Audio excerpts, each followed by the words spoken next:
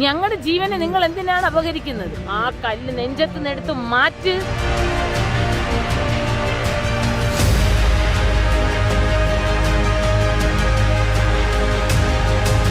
രൂപത നടത്തുന്ന ഈ സമരവുമായി ബന്ധപ്പെട്ട് കഴിഞ്ഞ മാസം 17-ാം തീയതി റോഡ് ഉപരോധം അതാത് ഫെറോണകളിൽ നടന്നിരുന്നല്ലോ, അതിൽ പങ്കെടുത്തിരുന്നു. വീഡിയോ വൈറലായിരുന്നു. ഇത്രയും കഠിനമായി പ്രതികരിക്കാൻ പ്രേരിപ്പിച്ച ഘടകം എന്താണ്? എനിക്ക് അത് അത്രയും പ്രകോപനമായിട്ട് ഞാൻ നല്ല രീതിയിൽ സംസാരിച്ചതാണ്. നിങ്ങൾക്ക് കേട്ടപ്പോഴത്തേക്ക് അത് പ്രകോപനം പോലെ തോന്നിയതായിരിക്കും. കാരണം എൻ്റെ ജീവിത അനുഭവമാണ്. ഞാൻ ജനിച്ചു വളർന്നത് കടലോരത്താണ്.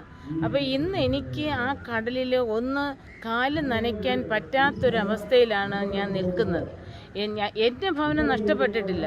പക്ഷെ ഞാൻ പിന്നിലോട്ട് തിരിഞ്ഞു നോക്കുമ്പോൾ എൻ്റെ ഒത്തിരി സഹോദരങ്ങൾ ഭവനം നഷ്ടപ്പെട്ട് ഇന്ന് ഗോഡൗണിൽ കഴിയുന്നുണ്ട്. അവരുടെയൊക്കെ ഒരു അവസ്ഥ ഒന്ന് ചിന്തിച്ച് നോക്ക് നിങ്ങൾ. അതാണ് ഞാൻ അന്ന് മീഡിയക്കാർ വന്നപ്പോഴത്തേക്ക് എന്നോട് ചോദിച്ചപ്പോൾ ഒരു ചോദ്യം ഞാൻ അവരോട് ചോദിക്കുകയായിരുന്നു.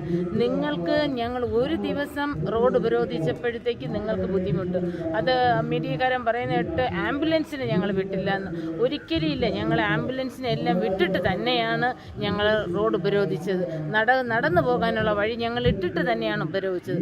പക്ഷേ ഞങ്ങൾ ഇത്രയും വർഷം കൊണ്ട് 4-5 വർഷം കൊണ്ട് ഗോഡൗണിൽ കഴിഞ്ഞപ്പോഴത്തേക്ക് ഈ ജനങ്ങൾ ഇങ്ങനെ ഇത്രയും ബുദ്ധിമുട്ടുന്നെന്നുള്ളത് മനസ്സിലാക്കാൻ നിങ്ങൾക്ക് ഒരു നിമിഷം നിങ്ങൾ എന്തുകൊണ്ട് ഞങ്ങളുടെ ഇടയിലോട്ട് ഇറങ്ങി വന്നില്ല? നിങ്ങൾക്ക് ഇലക്ഷന് വേണ്ടി നിങ്ങൾ നിങ്ങളുടെ അണികളെയും കൊണ്ട് എത്ര ഭവനങ്ങളിൽ കയറി ഇറങ്ങുന്നുണ്ട്. ആ സമയത്തൊന്നും നിങ്ങൾക്ക് ഒരു വേദനയും ഒരു ചൂടും ഒരു മഴയും ഇല്ലായിരുന്നു. ഞങ്ങളെ ഈ വേദന കാണാൻ വേണ്ടി നിങ്ങൾക്ക് ഒരു ദിവസം ഞങ്ങളെപ്പോലെയുള്ള വ്യക്തികൾ വോട്ടിട്ടാണ് ഇന്ന് നിങ്ങൾ ഓരോരുത്തരും ഓരോ സ്ഥലത്ത് ഇരിക്കുന്നത്. മന്ത്രിയായാലും MLA ആയാലും കോർപ്പറേഷൻ്റെ കീഴിലിരിക്കുന്ന കൗൺസിലറായാലും ഇവരെല്ലാവരും എന്നെപ്പോലെയുള്ള ഓരോ ജനതയും ഓരോ വ്യക്തിയും വോട്ടിട്ട് തന്നെയാണ് നിങ്ങൾ മുന്നോട്ട് പോയത്. ഈ ജനതയുടെ വേദന തിരിച്ചറിയാതെ നിങ്ങൾ അവിടെ ഇരുന്നാൽ പിന്നെ ഞങ്ങൾ ആരോടാണ് പ്രതികരിക്കേണ്ടത്? ഞങ്ങളുടെ ആവശ്യമാണ് ഞങ്ങളുടെ കടൽ, ഞങ്ങളുടെ മണ്ണ്. ഞങ്ങൾക്ക് കളിച്ച് ഞങ്ങളുടെ മക്കൾ, ഞാൻ അന്ന് പറഞ്ഞതുപോലെ അവർ മൊബൈലിൽ കളിക്കാൻ കാരണക്കാരാരാണ്? നിങ്ങളാണ്. നിങ്ങൾ ഞങ്ങളുടെ കടലമ്മയ്ക്ക് കൊണ്ട് കല്ല് നെഞ്ചത്ത് കൊണ്ടാണ് വച്ചിരിക്കുന്നത്.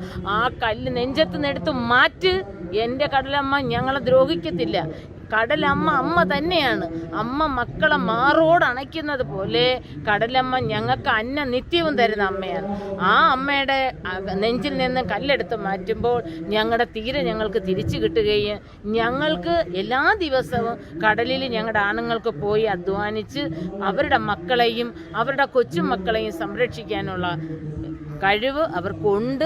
അതിനുള്ള വഴി നിങ്ങൾ ഒരുക്കി കൊടുക്കുക. സമരസമിതി മുന്നോട്ട് വച്ചിരിക്കുന്ന 7 ആവശ്യങ്ങളുണ്ട്. ഈ 7 ആവശ്യങ്ങളിൽ 6 ആവശ്യങ്ങൾ ഞങ്ങൾ അംഗീകരിച്ചിരിക്കുന്നു എന്ന് മുഖ്യമന്ത്രി ആദ്യമായി ചാനലിൽ വന്നിരുന്ന് ജനങ്ങളെ അഭിസംബോധന ചെയ്ത് സംസാരിച്ചിരിക്കുന്നു.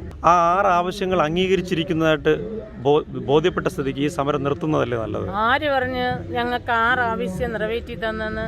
കഴിഞ്ഞ 17-ാം തീയതി സമരത്തിലും ആ മീഡിയക്കാരൻ എന്നോട് പറഞ്ഞല്ലോ, ഞങ്ങൾക്ക് 5 ആവശ്യം നടത്തി തന്നിട്ടും നിങ്ങൾ എന്തിന് ഇതിനു വേണ്ടി വന്നിരിക്കുന്നുവെന്ന്. ആ സമയത്തും ഞാൻ മീഡിയക്കാരോട് പറഞ്ഞിട്ടുണ്ട്, ഒരു ആവശ്യം ഞങ്ങൾക്ക് നിറവേറ്റി തന്നു. ഞങ്ങൾക്ക് ഇപ്പോഴും 2 ദിവസത്തേക്ക് മുമ്പേ വീണ്ടും മുഖ്യമന്ത്രി പറഞ്ഞു 6 ആവശ്യം നടത്തി തന്നു. ആർക്കാണ് 6 ആവശ്യം നടത്തി കൊടുത്തത്? ഞങ്ങളുടെ സഹോദരങ്ങൾ ഇന്നും ഗോഡൌണിലാണ് കിടക്കുന്നത്. ഞങ്ങളുടെ സഹോദരങ്ങൾ ഇന്ന് കടലിൽ പോകുമ്പോൾ ഏറ്റുഞങ്ങൾ വയ്ക്കാൻ ഞങ്ങൾക്ക് കരയില്ല. പിന്നെ ഞങ്ങൾക്ക് ഏത് ആവശ്യമാണ് നടത്തി തന്നത്? ഞങ്ങൾക്ക് ഒരു ആവശ്യം നടത്തി ഞാൻ അന്നും പറയുന്നു ഇന്നും പറയുന്നു, ഈ ഗവൺമെന്റിൻ്റെതായിട്ട് ഞങ്ങൾക്ക് ഒന്നും ചെയ്തു തരണ്ട. കാരണം ഞങ്ങൾ ആരും ഗവൺമെന്റിൽ നിന്നാണ് ഈ ഓർഡർ കൊടുത്തിട്ട് ഈ അദാനി കൊണ്ടുവന്ന് ഈ കല്ലെല്ലാം നിക്ഷേപിച്ചത്. എനിക്ക് ഇത്രയും വയസ്സായിട്ടും എനിക്ക് നല്ല ബോധ്യമുണ്ട്. എൻ്റെ അച്ഛനും എൻ്റെ സഹോദരങ്ങളും ഈ കടലിൽ പോയി അധ്വാനിച്ച് കൊണ്ടുവന്ന് തന്നെയാണ് ഞങ്ങൾ അന്ന് ഇന്നും ഭക്ഷിച്ചത്. പിന്നെ ഈ കടലിൽ പോകുന്ന ഞങ്ങളുടെ സഹോദരങ്ങൾക്ക് നിങ്ങൾ എന്ത് ആവശ്യമാണ് ഞങ്ങളുടെ വലയിൽ കിട്ടുന്ന ഒരു ദിവസം കിട്ടുന്ന വരുമാനം മതി ഞങ്ങൾക്ക് ഒരാഴ്ച സുഭിക്ഷമായിട്ട് ഭക്ഷിക്കാൻ. കാരണം ഇന്ന് മണ്ണെണ്ണ വില അത്രയേറെ വർദ്ധിച്ചിരിക്കുന്നു. എൻ്റെ പിതാവ് കടലിൽ പോയപ്പോഴത്തേക്ക് കാറ്റിന്റെ ദിശയിലാണ് പാമരത്തിൽ വരുന്നത് മീനും കൊണ്ട്. കാറ്റ് കുറഞ്ഞു കഴിഞ്ഞാൽ അവർക്ക് എത്താൻ താമസിക്കും. അപ്പോഴും ഞങ്ങൾ കരയിൽ നോക്കിയിരിക്കും എന്തേ താമസിച്ച്. അപ്പോഴും ഞങ്ങളുടെ മുതിർന്നവർ പറയും, മക്കളെ ഇന്ന് കാറ്റില്ല, അതുകൊണ്ടാണ് അച്ഛൻ വരാൻ താമസിക്കുന്നത്. ഇന്ന് ഈ മണ്ണെണ്ണ കൊള്ള വിലയ്ക്ക് മണ്ണെണ്ണയും വാങ്ങിച്ച് ഞങ്ങളുടെ ആണുങ്ങൾ ജോലിക്ക് പോയിട്ട് 10,000-20,000 രൂപയ്ക്ക് കിട്ടിയാൽ 10,000 രൂപ കൊടുക്കണം ഞങ്ങൾ മണ്ണെണ്ണയ്ക്ക്. ഈ 10,000 രൂപ വെച്ച് ഞങ്ങൾ 10 പേര് ഷെയർ ചെയ്താൽ ഞങ്ങൾക്ക് എന്തോന്ന് കിട്ടാൻ, എന്ത് കിട്ടാൻ? നിങ്ങൾക്ക് അവിടെ ഇരുന്ന് കഴിഞ്ഞാൽ മത്സ്യത്തൊഴിലാളികളുടെ വേദന അറിയില്ല. നിങ്ങളൊന്ന് ഇറങ്ങി വാ, ഒരു ദിവസം ഞങ്ങളുടെ ഭവനങ്ങൾ വന്ന് കാണും. നിങ്ങൾ AC റൂമിൽ ഇറങ്ങുമ്പോഴത്തേക്ക് ഞങ്ങൾ സാധാരണ വീട്ടിലെങ്കിലും കിടക്കണോ വേണ്ടയോ? ഞങ്ങളുടെ ജീവനെ നിങ്ങൾ എന്തിനാണ് അപഹരിക്കുന്നത്? ഞങ്ങളെ ഇവിടെ നിന്ന് പലായനം ചെയ്ത് ഏതെങ്കിലും ദേശത്ത് കൊണ്ടുപോയാൽ ഞങ്ങൾക്ക് ജോലി ചെയ്ത് ജീവിക്കാൻ പറ്റുമോ? ഒരിക്കലും ഇല്ല. ഞങ്ങളുടെ ജീവൻ മരണ പോരാട്ടം, ഇത് ഞങ്ങളുടെ തൊഴില്, ഞങ്ങളുടെ തീരം, ഇത് രണ്ടും ഞങ്ങൾക്ക് തിരിച്ചു കിട്ടണം. ഇത് കിട്ടി കഴിയുമ്പോൾ ബാക്കിയുള്ളതെല്ലാം ഞങ്ങളുടെ കൂടെ. ഈ നിലവിലത്തെ സർക്കാർ, ഇടതുപക്ഷ സർക്കാർ, തൊഴിലാളി വർഗങ്ങൾക്ക് അവരുടെ കാര്യങ്ങൾക്ക് മുൻഗണന കൊടുക്കുന്ന ഒരു സർക്കാരാണെന്ന് അവകാശപ്പെടുന്നുണ്ട്. അങ്ങനെയാണെങ്കിൽ നിലവിൽ മത്സ്യത്തൊഴിലാളികൾക്ക് വേണ്ടി, മത്സ്യത്തൊഴിലാളികളുടെ ഈ ഒരു സമരവുമായി ബന്ധപ്പെട്ട് ഈ സർക്കാർ എന്തെങ്കിലും ചെയ്തു എന്ന് നിങ്ങൾക്ക് തോന്നുന്നുണ്ടോ? ഞങ്ങൾക്കൊന്നും ചെയ്തു തന്നിട്ടില്ല സഹോദര. ചെയ്തു തന്നുവെങ്കിൽ ഞങ്ങൾക്ക് ഇവിടെ ഈ സമരം വയ്ക്കേണ്ട കാര്യമില്ല. ഈ ISR കൊടുത്തിരിക്കുന്നത് ഈ മുക്കുവരുടെ സ്ഥലമാണ്. ഞങ്ങളെ വിവരമില്ല, ഞങ്ങൾ എന്താ പറയുക, വികസനത്തിന് എതിരാണ് എന്നെല്ലാം നിങ്ങൾ പറഞ്ഞ് പരത്തുമ്പോഴും ഈ വികസനത്തിന് വേണ്ടിയാണ് ഞങ്ങൾ പള്ളിത്തുറക്കാർ അന്ന് ആ പ്രദേശം അത്രയും വിട്ടുകൊടുത്തത്.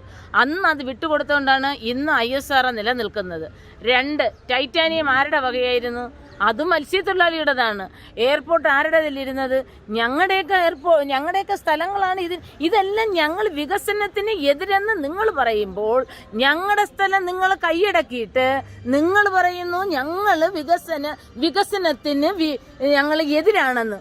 ഒരിക്കലും ഇല്ല. നിങ്ങൾ ഇത് കെട്ടിക്കോ, വികസനം വരട്ടെ, നാട് നന്നാകട്ടെ. പക്ഷേ പാവപ്പെട്ട മത്സ്യത്തൊഴിലാളികളെ നിങ്ങൾ എവിടെ കൊണ്ടുപോകുന്നു? അവർക്കുള്ള ഇരിപ്പിടം കൊടുക്കാദ്യം. എന്നിട്ട് ഞങ്ങൾ പറയുന്നല്ലോ, നിങ്ങൾ ഇതിനെക്കുറിച്ച് പഠിക്ക്. നിങ്ങൾ കല്ലിടുമ്പോഴാണല്ലോ കടലമ്മ ഇങ്ങോട്ട് വരുന്നത്. അപ്പോൾ അതിനു മുമ്പ്, ഇത് കല്ലിടുന്നതിന് മുമ്പ് ഇത് കല്ലിട്ടാൽ ഈ കടൽ ഇങ്ങോട്ട് വരുമോ ഇല്ലേന്നൊരു പഠനം നടത്തിയിട്ട് നിങ്ങൾ ചെയ്തോ. ഞങ്ങൾ ആരില്ല. ഞങ്ങളുടെ വൈദികർ എപ്പോഴും വികസനത്തിന് മുന്നിലാണ്. ഈ തീരദേശ സമരവുമായി ബന്ധപ്പെട്ട് കഴിഞ്ഞ 17-ാം തീയതി നിങ്ങൾ സംസാരിച്ചത് ഈ കേരളത്തിലാകെ വൈറലായിട്ടുണ്ട്. അത് ഒരുപക്ഷെ തികച്ചും ഒരു ഒറ്റപ്പെട്ട സംഭവമായി കാണാമോ? അതോ നിങ്ങളെപ്പോലെ ഒരുപാട് വീട്ടമ്മമാരുടെ ഒരു രോദനത്തിന്റെ പ്രതീകമായിരുന്നോ നിങ്ങൾ? അതെ, ഞാൻ ആദ്യമേ ആ മീഡിയയിൽ പറഞ്ഞല്ലോ, ഞങ്ങളുടെയൊക്കെ മണ്ണാണ് എടുത്തിട്ട് പോയത്. എൻ്റെ ഒറ്റയ്ക്കുള്ളതോ അല്ലെങ്കിൽ എൻ്റെ ഒരു കുടുംബത്തിന് വേണ്ടിയോ അല്ല ഞാൻ അവിടെ വന്നത്. സത്യം പറഞ്ഞു കഴിഞ്ഞാൽ എൻ്റെ കുടുംബത്തിന് വേണ്ടിയല്ല ഞാൻ വന്നത്. മത്സ്യത്തൊഴിലാളികളെന്ന് പറയുന്ന സമൂഹത്തിന് വേണ്ടി, ഞാൻ ജനിച്ചു വളർന്ന മണ്ണിന് വേണ്ടി, ഞാൻ കളിച്ചു നടന്ന തീരത്തിന് വേണ്ടി മാത്രമാണ് ഞാൻ ആ പൊരിവെയിലത്ത് വന്നിരുന്നതും.